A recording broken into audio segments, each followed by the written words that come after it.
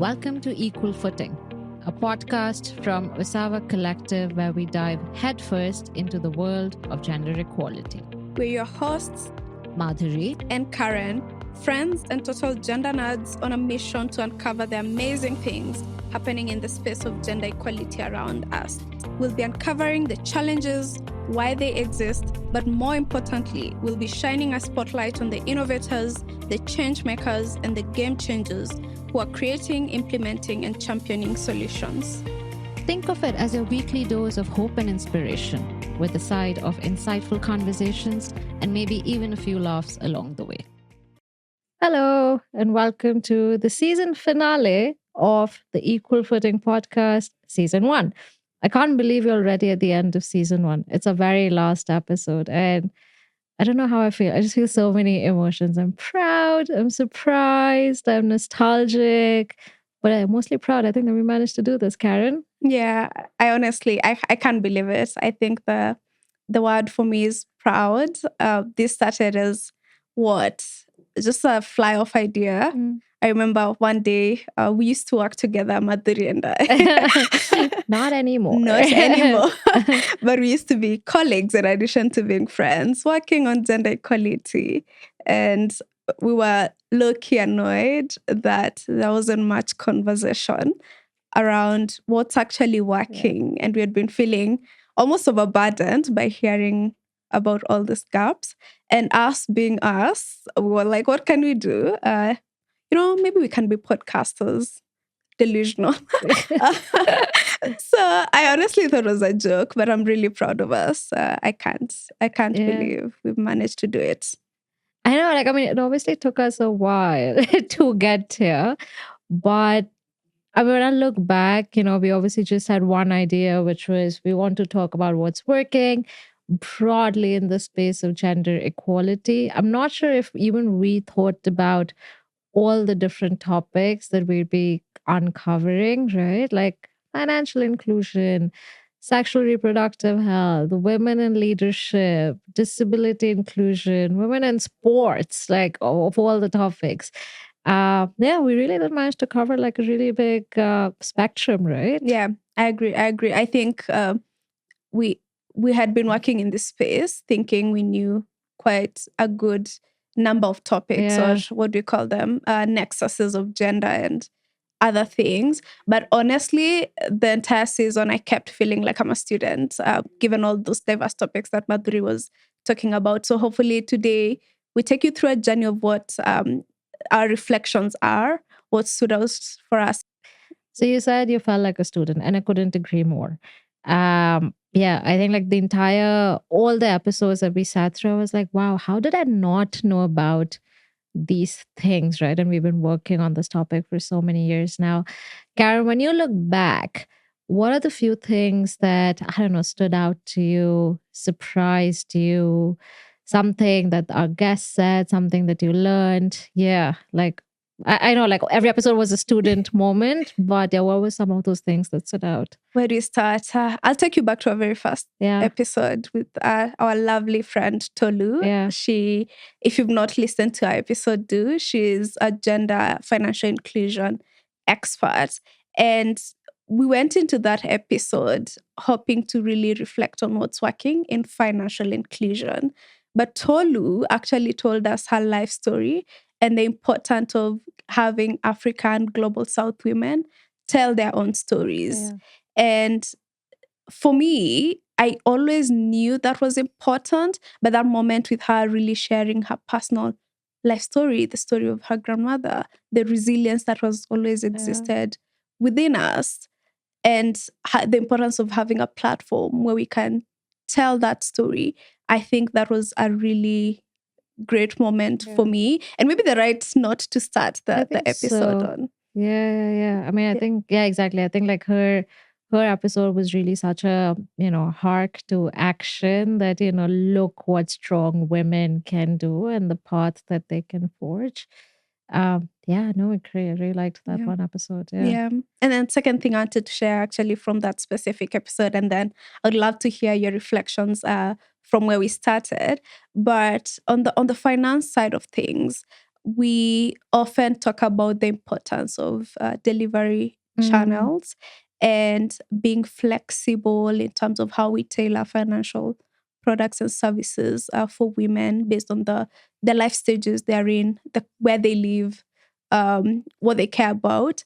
But she gave very concrete examples. Or actually, you might have been the one who gave that example around products such as those that are tailored according to, if you're on maternity leave. And that was one I had not thought about. I remember we spoke about not looking at informal channels, delivery channels, as a challenge, but rather as an opportunity and entry point, and how we've seen people already leveraging those. I know we've already released that episode right now as we speak, and someone in our comments really commented around alternative credit scoring models and how they're already being used. And so just us reflecting on those, but also seeing the interaction after the episode with someone else also affirming or sharing, adding onto the conversation on what's already working, is something that has made me feel that these conversations are important and there's actually, things that are already working, back to where we started this. But anyway, let me hear from you. Yeah. No, I mean, I agree. I think, like, what you said, feeling like a student, I completely agree. That's how I felt. But I think for me, it was not just being a student on the topic of gender inequality, but I think it was a lot of learning on Kenyan contextual nuances and how it shows up. Like, what is the contextual difference across like tribes or regions, which obviously I was very, very unaware of. I mean, I think this is like, I don't know which episode this will be when it gets released, but Terry's episode, and when she was talking about disco matanga, this will always be like stuck in my head because it's one of those things that is, it was like, basically, again, for people, if you haven't heard that episode, it is like this cultural practice. I think not anymore, but it used to be about how, like, there's mourning or grieving that happens after someone dies, spreads over multiple days, and how young girls are sort of like made to dance for money, and then, other things, and eventually how it impacts their families and obviously the girls' lives themselves. And it's not something I had ever known or heard about. And so just having that understanding of, like, these are how very specific norms or practices are across different areas in Kenya. What is the incentive behind changing those norms and how those incentives shifted? Like, the fact that this practice stopped was less because people all of a sudden started worrying about the girls, but more because people were worried about the reduced monetary benefit that they were getting, right? So I think, like, it just was a good way of thinking that, okay, like, you really need to come up with solutions that are rooted in the community, come from the community, how they change those power dynamics. So I think, yeah, I think, like, for me, it was a lot of learning on just, what's actually happening on the ground and how do you contextualize it. I think the other episode I was thinking about was Dorcas's episode on disability inclusion and within sort of like sexual reproductive health solutions. And again, right, like when she spoke about intellectual disability, right, and like, what does it mean to get consent for services? How can we, change the way we think about getting consent in a way that, people with intellectual disabilities can provide it, right, and not have to rely. Like, I think, yeah, like, it was such a great learning on what does it actually mean to make sure your solutions are contextually nuanced and rooted. But yeah. Yeah, and reminds me of 2 points here. One around cultural norms. Yeah. To just add to the context here, we a lot of us speak about cultural and social cultural norms being root causes to a lot of the challenges we have. And these episodes, especially Terry's episode, made me reflect about, to your point, there's different tribes, different contexts, but also when it comes to cultural norms, really understanding where they perpetuate some of the gender norms we have. I'll give a specific example. I remember Terri saying, yes, tribes are different, but then often you'll find that women are their own worst enemies. Right. Again, I think we call the episode what happens when we are our own worst enemies as women. And a lot of that is driven by social cultural norms. She shared a story of how you'll find that when it comes to FGM, the perpetrators or the people at the door who can choose whether to cut or not to cut are likely women, right? And this is more nuanced compared to maybe the different context as such. It's a level deeper. So your point made me recall this very important thing that I've never thought about, where often we'll think of, oh, maybe men are the ones who we need to engage. And often it's we need to reflect as women. Gender is not a women issue, but then often when we're talking about the women dimension of it, we are the ones who need to look within and then start there. So, yeah. Actually, like now, and again, this only came up because while you were speaking about it, I realized even Sandra's episode, which is on like women in sports, and she herself is an athlete. And I remember when she was talking about when she expressed her outrage against like the sexual harassment case and everything, the backlash that she received, a lot of it was from other elder women in the team, right? And in the league. And so to think about that, these are women who probably faced the same thing. And for, whatever reasons of trying to maintain their own position or power, were the ones who kind of like, backlashed against a younger woman who was voicing her opinion against something that she went through, right? So this concept of a lot of these, discriminatory norms, where they originate from maybe something else, but the way they perpetuate and continue, it's usually because women are the gatekeepers of it, right? Yeah. And I'm hoping this is something we explore more in season 2. So hopefully, or maybe we can just go across this country speaking to different women, girls, men, communities to really just unpack what it means for them. And then that hopefully helps people understand more of what we are talking about. But one theme I want us to speak about stood out across all episodes: intersectionalities. Tolu said on the first episode, women are not a monolith. We were talking about finance back then. We spoke to Dorcas, who, when we were talking about disability inclusion, she did speak about really what that extra layer of you not just being a woman, but also being disabled looks like. And so for me, it stood out as an extremely critical design, or not even design, thing. I'll call it factor or theme to look at when you're exploring how do you tailor services or solutions for different groups of people.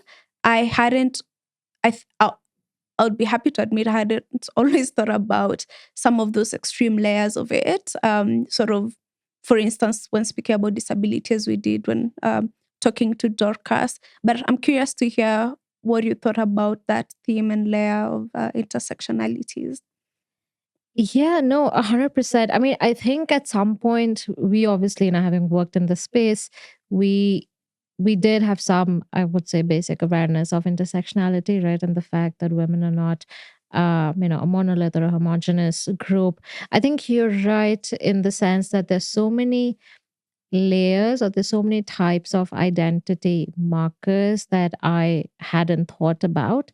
And a lot of it is obviously because those are not my lived experiences. Like I would never know what it's like to be a 15-year-old girl with some sort of physical disability and, also have a child at the same time, right? Like, but how can we put ourselves in those shoes was probably kind of like the one big takeaway I had, that yes, is that. And I think that's like the other thing, right, with this podcast, is that you don't know what you don't know. Yeah. And I think just having those conversations, at least now, has opened my mind up to that, next time I have these conversations, these are the things that I would, consider or think about. They obviously are think are like very physical identity markers. But then I think the one thing that also came out is across obviously all our guests, there's this almost like an intangible identity marker, which is what was your mother's life? Right? Or Yeah. what was your parents' life? And how has that impacted you? Like, I think almost all our guests in some shape or form spoke about it was because their mothers were of a certain type, independent, vocal, or because their families were a certain type, they could go out of the box, right? They could go against whatever was the norm or the custom. And so I think like just also like going a little bit deeper, I guess, like where are people coming from? So not just like who they are, but where are they coming from? And hence now, how do you design, solutions, keeping both of those things Yeah. in mind? Yeah. And one of the guests mentioned the importance of maybe using HCD, human centered design, as a Yeah. tool Yeah. to really understand where, not just who they are coming from. So maybe that's one of the ways you can get to doing that. I'm sure we'll explore more of the tools or approaches to know where they come from in future episodes. So how have you changed since we started this journey? I want to say a little bit more aware. Yeah, I think like definitely a little bit more aware of what's out there, what shapes women's lives. I think a lot more, I want to say hopeful, right? And enthusiastic because like you said, right, when we started this off, this was this, I don't know, thing of doom and gloom about like it'll take us 250 years to reach gender equality, and we're perpetually annoyed, angry women. But having these conversations, made me feel hopeful that, if nothing else, there are like these 6 people that we spoke with and the people that they work with who are trying to do something, right? And they're trying to make a difference. And you can see how the difference is coming about. So I feel hopeful. I think I've become a more hopeful person. I've become a more aware person. I think I've also become a more patient person. I didn't realize how much of an effort podcasting is. So I think like just that I've learned so much about podcasting. But Yeah. yeah. Yeah, I think for me it's one, I've come to appreciate way more the complexities of the gender equality challenges. Now, what I mean by that is I knew that we often have to account for different backgrounds, for different women. For sure, any women are not a monolith. They come from different life experiences, different places. But the more I speak to other people and hear stories, for instance, what Terri was telling us about her life, different living in different communities, or what about Disco Matanga, and then think about the nuance that we have to get right when we say tailor something for someone. It's an extremely complicated process that doesn't require simple solutions. I knew that, but I think now I'm just more aware of just how complex of a problem we're solving for, which also makes me be a bit more patient with the progress we are looking for. Now, I think honestly, we need to do much more financing, much more intentionality in the space, but it will also require a bit of patience and appreciation of the complexity of that challenge. I might have been a bit more on the opposite side in Really? terms of impatience on that journey. And then secondly, I have so much respect for podcasters, the creative community. There's so many cameras and microphones and softwares and work behind the scenes that just both financial but also time, intellectual effort and resources that go into the art of it to just bring this knowledge to advocate for issues that matter. I yeah I am much more respectful of the art. That is all that happens in this industry. And then lastly, I think I've also learned that where there's a will, there's a way. We didn't necessarily think we were serious about this. We were low key, but Yeah. the fact that we made it work and not made excuses through it, it's taken us a long while. But we'll get better at it. We've learned that the first episode might not be great, perfect, but as long as the message is there, let's move on to the next. Yeah. When you look back, Karen, all of these conversations that we've had, we obviously had conversations that were recorded, but we had conversations before and after the episode. Is there anything that made you emotional? Oh, let's see. Yeah. For the Terri episode, so I went to meet Terri for the pre-episode conversation to just talk about what we want to focus on, the themes of the show, of the conversation on that day. And she was telling me about her career journey, starting with children's rights, then going into women's rights space, and then working now in women voices and leadership. And she will tell me how she will go to the communities and immerse herself, basically live within the community to fully appreciate and understand their way of life and what makes them do what they do. And she shared this story about a community in Mombasa where young girls have no choice but to get into, sex work, not because they don't have many options, right? And the Is it like a groomers, low income? yeah, it's a low Okay. income Yeah. community. They've not really gone to school. They don't have Yeah. access to other opportunities. And there's women who came from there before them who've gone into the same business and they've groomed them. They're almost like the gatekeepers or the people you need to almost bribe and pay so that they give you access to business. It's like a brokerage of some sorts. And I remember sitting there feeling so emotional and helpless because at times we do things because we don't have a choice. The woman who is being a broker is doing that because that's how she gets her money Yeah. and to feed her family. So we can't also say that, oh, these women are the ones encouraging other children to go into the space.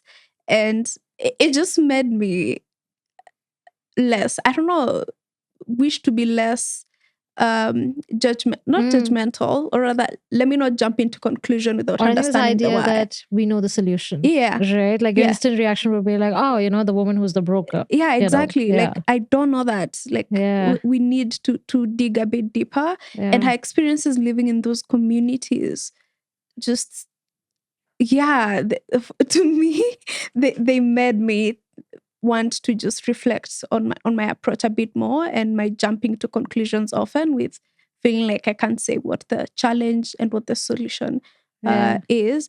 So that was an off-camera conversation, but it's one that stood out and changed me. Yeah. I think for me, and I was telling you about this is, right, obviously being Indian from India, like we don't necessarily have the concept of female genital mutilation, right? FGM. I only really learned about that as a practice and, very accepted practice when I moved to Kenya, right? Even then, I think I'd learned a lot about it only through work. So it was a concept that I knew, not something that, has happened to someone. And then, I think just going through these episodes and having guests who've either been exposed to it, right, have had to go through it, or they, were made to go through it, but they refused to go through it, or families have refused. But the fact that you're sitting with someone who was so close to that practice, I think, like, even now when I think about it, like, it gives me goosebumps. Like, I can't imagine going through that. And I can't imagine that there's someone sitting next to me who either went through it or could have gone through it. Yeah, like it just makes me feel so emotional, especially because this is again such such an accepted Yeah. praxis, right? It feels like a normal thing. And yeah, I think just that, like every time I think about it, I get emotional, I get scared, like I get really scared to even think about it. It's crazy because when we do a lot of these projects or design solutions, we almost think like it's someone we don't know. Yes. You might be surprised. It might be me, and we are there doing the work together. So the question is, either are we not creating spaces where people feel like they can talk about it, or what's the... Or I think, like, at least for me, like, and this is maybe the other thing about awareness is, in my head, I had associated it with like, oh, it's a practice that is followed in areas or communities which have less education, right? Like low income. Obviously, none of the people that I know come from those spaces.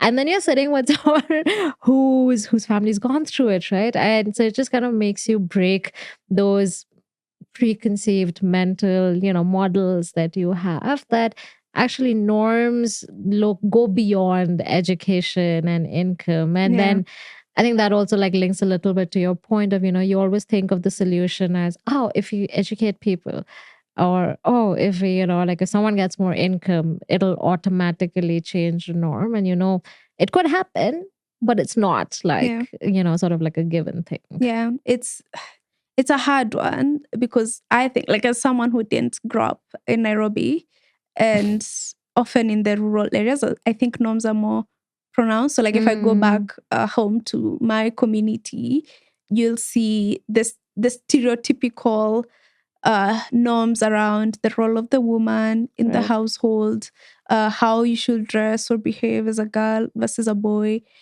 Since I was young till now, they're exactly the same. Now, I work in gender, but can I go back and still just shout like, this is wrong, you shouldn't do that, to my uncles and extended family? No. So it becomes also like a complexity of access to education and opportunities and knowledge does not always, one, make you an advocate.